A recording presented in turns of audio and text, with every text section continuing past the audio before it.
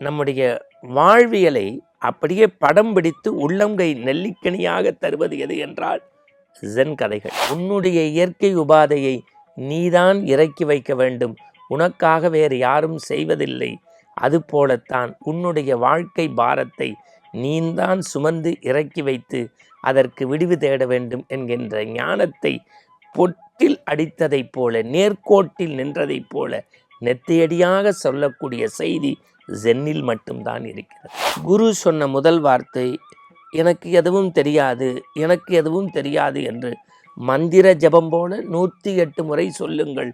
முடிந்தால் அதை 1008 மாற்றி 1,08 மாற்றுங்கள். நிறை குடம் தழும்பாது என்று அடக்கமாக இருந்தாலும் கூட எனக்கு எதுவும் தெரியாது என்று ஞானத்தை பெற வேண்டும் என்கின்ற தேடல் வருவதற்கான மந்திர சொல் எனக்கு எதுவும் தெரியாது. ஓட்டம் என்றால் காய்ந்த சருகுகளும் அங்கே இங்கே சிதறி கிடக்க வேண்டும். அப்படியே வாழ்க்கையை கனெக்ட் பண்ணுறாங்க பாருங்க. மனிதர் என்றால் சில குறைகள் இருக்கும், குறைகளோடு அவனை ஏற்றுக்கொள்வது தான் மரபு, தோட்டத்தின் குப்பைகளைப் போல.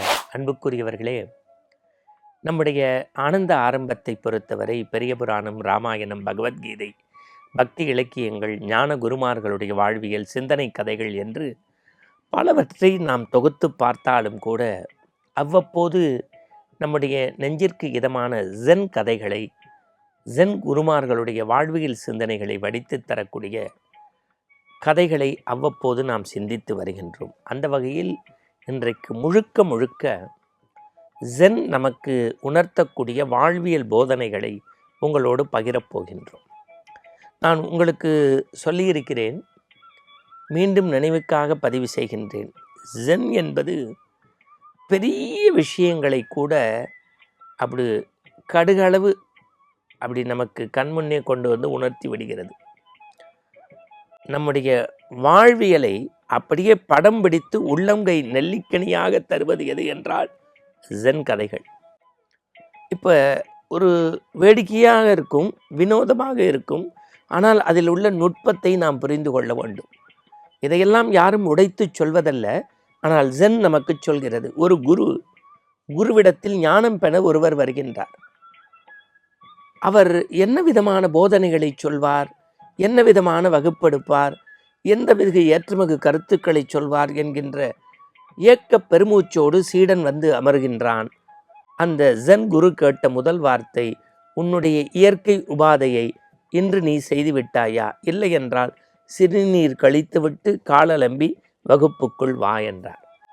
இவன் கழுக்கென்று ஒரு சிரிப்போடு வெளியில் சென்று தன்னுடைய உபாதைகளை முடித்துவிட்டு வகுப்பறைக்கு வந்தான்.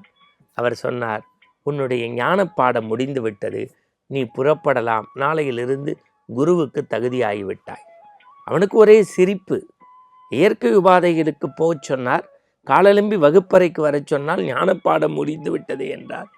உன்னுடைய இயற்கை உபாதையை நீதான் இறக்கி வைக்க வேண்டும், உனக்காக வேறு யாரும் செய்வதில்லை.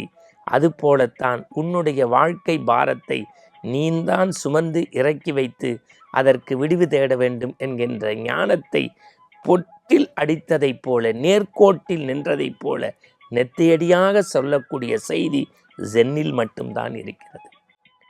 மற்றொரு சீடர் ஒரு ஜென் குருவிடம் ஞானம் பெறுவதற்கு வருகின்றார். நோட்டையும் புத்தகத்தையும் எடுத்து வந்து பக்கம் பக்கமாக அவர் படிக்க வேண்டும், வேதங்களை உட்புற வேண்டும், ஆகம விதிகளை அறிய வேண்டும், ஞானக்கதைகளை கேட்க வேண்டும் என்கின்ற ஏமாப்போடு வருகின்றார். குரு சொன்ன முதல் வார்த்தை எனக்கு எதுவும் தெரியாது, எனக்கு எதுவும் தெரியாது என்று மந்திர ஜபம் போல 108 முறை சொல்லுங்கள். முடிந்தால் அதை 1008 மாற்றி 1,08 மாற்றுங்கள். அதை சொல்லிக்கொண்டே இருங்கள், அதுவே ஞான பாடம் என்றார். இந்த சீடர்கள் சிரித்தார்கள். ஆனால் உண்மையில் நடந்தது என்ன என்றால், யார் ஒருவர் உளப்பூர்வமாக எனக்கு ஒன்றும் தெரியாது, எனக்கு ஒன்றும் தெரியாது என்று சொல்லத் தொடங்கினார்களோ அவர்கள்தான் ஞான மார்க்கத்தை நோக்கி பயணிக்கத் தொடங்கினார்கள். அப்போது வாழ்க்கையில் என்ன என்று கேட்டால் நிறை குடம் தழும்பாது என்று அடக்கமாக இருந்தாலும் கூட எனக்கு எதுவும் தெரியாது என்று ஞானத்தை பெற வேண்டும் என்கின்ற தேடல் வருவதற்கான மந்திர சொல் எனக்கு எதுவும் தெரியாது. இதுதான் ஜென் வலியுறுத்துவது. இப்படி ஜென்னை அடுக்கிக் கொண்டே போகலாம். நான் பலமுறை பதிவு செய்திருக்கிறேன். ஜென் வாழ்வியல் தத்துவத்தை எப்படி சொல்கிறது பாருங்கள். ஒரு பெரிய மலர் தோட்டம், உள்ளே வருகின்றார் குரு. இந்த சிறந்த தோட்டத்தை பற்றி பதிவு செய்யுங்கள் என்று ஒரு நோட்புக்கை கொடுக்கிறார்கள். நம்ம இந்த ஸ்கூலு காலேஜுக்கெல்லாம் எமினன்ட் பர்சன்ஸ் விஐபி போனாங்கன்னா பார்வையிட்டு நிகழ்வுலாம் முடிஞ்சோன்னே அவங்க கமெண்ட்ஸை பதிவிடுற மாதிரி அந்த ஜென் குரு பதிவிடுகிறார். இது ஒரு தோட்டம் அல்ல. ஏன் என்றால் இந்த தோட்டத்தில் காய், கனி, பழம், பாருங்க, காய், கனி, பழம், பூ, மனம் எல்லாம் இருக்கிறது. ஆனாலும் காய்ந்த குப்பை மேட்டு சருகு அல்ல. காய்ந்த குப்பை மேட்டு சருகு அல்ல.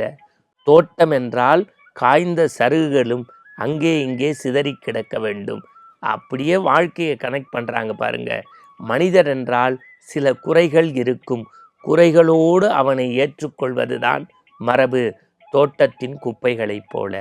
இப்படி வாழ்வியல் நெறிகளை வகுத்து சொன்ன ஜென் கதைகள் படிக்க படிக்க மனது ஆனந்தம் மட்டுமல்ல, ஒரு அகழ்வாராய்ச்சியே நடத்துகிறது. மீண்டும் புதிய ஆராய்ச்சியோடு நாளை சந்திப்போம். வணக்கம்.